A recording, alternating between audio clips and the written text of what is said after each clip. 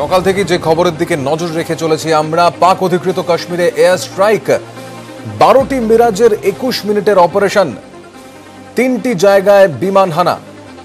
রাত 3:45 মিনিটে বালাকোটে বিমান হানা, রাত 3:45 থেকে 3:53 পর্যন্ত বালাকোটে এই হামলা চলে এবং মুজাফফরাবাদে এরপরই রাত 3:48 মিনিটে এই বিমান হানা চলে।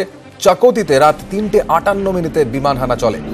জৈশ মোহাম্মদ, লস্কর-ই তৈবা এবং হিজবুল মুজাহিদিনের জঙ্গিদের যে প্রশিক্ষণ শিবির, সেই প্রশিক্ষণ শিবির গুড়িয়ে দিয়েছে ভারতীয় বায়ুসেনা। জৈশের আলফা 3 কন্ট্রোল রুম ধ্বংস করে দেওয়া হয়েছে।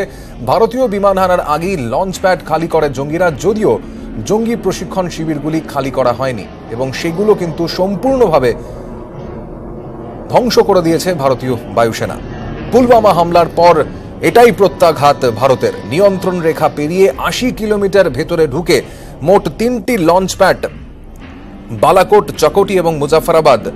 জৈশে মোহাম্মদ তো ছিল, এর পাশাপাশি হিজবুল মুজাহিদ এবং লস্কর-ই তৈবা, এই দুটি জঙ্গি গোষ্ঠীরও কিন্তু প্রচুর জঙ্গি এখানে প্রশিক্ষণ নিচ্ছিল। 200 থেকে 300 জনের মৃত্যু হয়েছে যারা এখানে প্রশিক্ষণ নিচ্ছিল। এরা প্রত্যেকেই জঙ্গি বলে জানতে পারা যাচ্ছে। ভোরবেলা 3:30 নাগাদ কিন্তু এই হামলা চলে। মোট 12টি মিরাজ 2000 যুদ্ধ বিমান তারা কিন্তু পাক নিয়ন্ত্রণ রেখা বের হয় এবং পেরিয়ে প্রায় 80 কিলোমিটার ভেতরে ঢুকে এই 3টি সেক্টর বালাকোট, চকোটি এবং মুজাফফরাবাদে হামলা চালিয়ে 21 মিনিটের মধ্যে ফিরে আসে। প্রায় 1000 কেজি বিস্ফোরক ব্যবহার করা হয়েছে এই গোটা অপারেশনটিতে এবং ব্যাপক ক্ষয়ক্ষতি হয়েছে। যদিও পাকিস্তানের তরফ থেকে এই অভিযানের কথা স্বীকার করা হলেও তাদের তরফ থেকে যেটা বলা হচ্ছে, পাক সেনা মুখপাত্র মেজর জেনারেল আসিফ গফুর তিনি টুইট করে দাবি করেন যে ভারতীয় বায়ুসেনা নিয়ন্ত্রণ রেখা পেরিয়ে পাকিস্তানে প্রবেশ করেছিল, কিন্তু পাল্টা জবাব দিয়েছে পাক বায়ুসেনা এবং বাধ্য করা হয়েছে ভারতীয় যুদ্ধ বিমানকে ফিরে যেতে। যদিও যা জানতে পারা যাচ্ছে সূত্র মারফত যে ভারতীয় যুদ্ধ বিমান ফিরে গিয়েছে অবশ্যই, কিন্তু 21 মিনিটের মধ্যে পাকিস্তানের 3টি বড় বড় জঙ্গি ঘাঁটি সম্পূর্ণ ধ্বংস করে মাটির সঙ্গে মিশিয়ে তারপর কিন্তু তারা ফিরেছে। 200 থেকে 300 জন জঙ্গির মৃত্যু হয়েছে এই হামলাতে এখনো পর্যন্ত, তাই জানতে পারা যাচ্ছে। এবং যেটা জানা যাচ্ছে যে রাতের অন্ধকারে যেভাবে এই হামলা চলে, ভারতীয় সেনাবাহিনীর কাছে যে ধরনের সমরাস্ত্র রয়েছে এবং বিশেষ করে এই মিরাজ 2000 যুদ্ধ বিমানের কথা বলবো, সেখানে কিন্তু আগে থেকেই অক্ষাংশ এবং দ্রাঘিমাংশ সেট করা ছিল।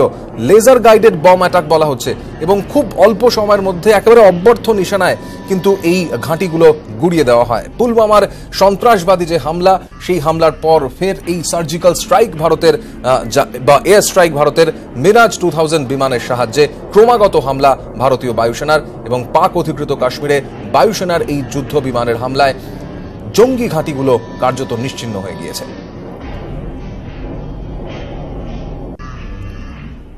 मिराज 2000 भारत के जो फाइटर जेट्स है, ये 12 मिराज आज सुबह 3:30 बजे पाक व्याप्त कश्मीर में गए। वहां पर जो आतंकी टेरर कैंप्स है जैश-ए मोहम्मद के, वहां पर उन्होंने बॉम्बिंग की है। 1000 किलोग्राम का बॉम्ब्स इन्होंने वहां पर गिराए हैं। तो आप सोच सकते हैं कितनी बड़ी तादाद में यहां पर डिस्ट्रॉय किया होगा इन्होंने और कितनी ज्यादा तबाही की होगी। पूरे जैश-ए मोहम्मद के कैंप्स इन्होंने डिस्ट्रॉय कर दिए और ये लोग वापस आ गए। ये बहुत बड़ी अचीवमेंट है, लेकिन ये सिर्फ शुरुआत है। पाकिस्तान ये तैयार होना चाहिए, क्योंकि हम अब बड़े पैमाने पर आएंगे और हम हर एक खून का बदला जरूर लेंगे।